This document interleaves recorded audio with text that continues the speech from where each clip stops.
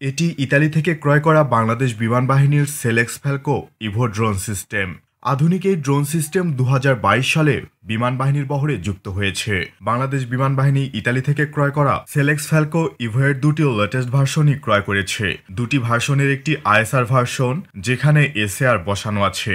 একই সাথে এই ড্রোনগুলো ম্যারিটাইম সার্ভেইল্যান্স এবং হাই অ্যালটিটিউড রিকনেন্সের কাজে ব্যবহার করা হয়। এটি উচ্চতায় সর্বোচ্চ ৬৫০০ মিটার উঁচুতে এবং অপারেশনাল রেঞ্জ ২০০ কিলোমিটার পর্যন্ত।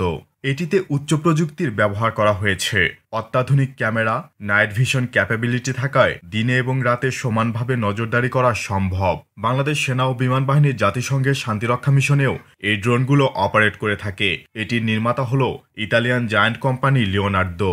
এটি ১৭ ফুট লম্বা এবং ২৪ ফুট চওড়া একটি ড্রোন, যা অপেক্ষাকৃত মাঝারি উচ্চতায় আকাশ থেকে নজরদারি চালাতে পারে। সিঙ্গেল ইঞ্জিনে পরিচালিত ড্রোনটি ঘন্টায় ২১৬ কিলোমিটার বেগে চলতে পারে এবং এটির সার্ভিস সিলিং রেট ২১,৩২৫ ফুট। উন্নত মানের এইএসএস সিনথেটিক অ্যাপারচার রাডার সংবলিত এই ড্রোনটি Italy, Pakistan, Libya, Jordan, Bangladesh, Turkmenistan ও সৌদি আরবের সামরিক বাহিনী ব্যবহার করছে। এটি প্রায় ৭০ কেজি বোমা বহনে সক্ষম। যদিও বর্তমান ভার্সনগুলোতে কোনো যুদ্ধাস্ত্র সংযোজন করা হয়নি।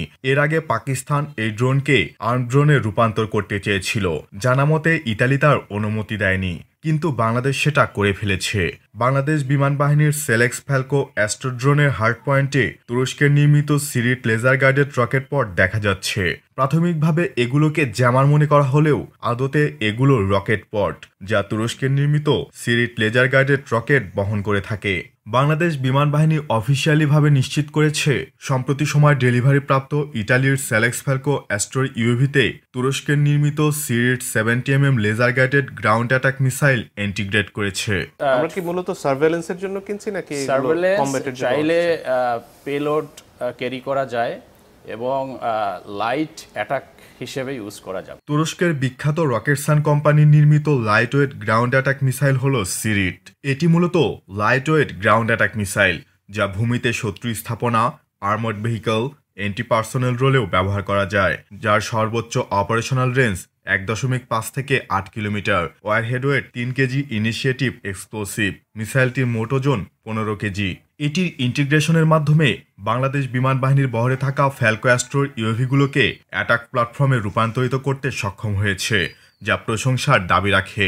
অর্থাৎ বাংলাদেশ বিমান বাহিনী তাদের বহরে থাকা ফ্যালকো ড্রোন দিয়ে সার্ভেইল্যান্স মিশনের পাশাপাশি অ্যাটাক মিশনও পরিচালনা করতে সক্ষম হবে।